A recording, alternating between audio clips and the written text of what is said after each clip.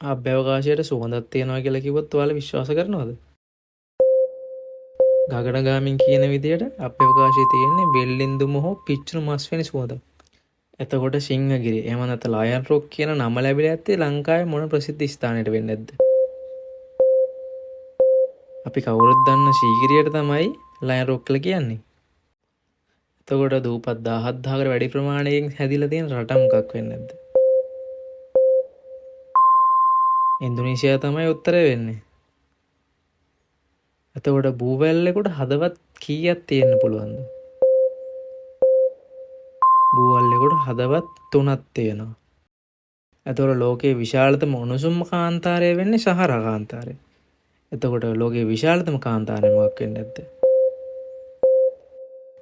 ඇන්ටාර්ක්ටික් කාන්තාරය තමයි ලෝකයේ විශාලතම කාන්තාරය වෙන්නේ. මේ වගේ වීඩියෝ හැමදාම බලන්න අපිව ෆලෝ කරලා තියාගන්න.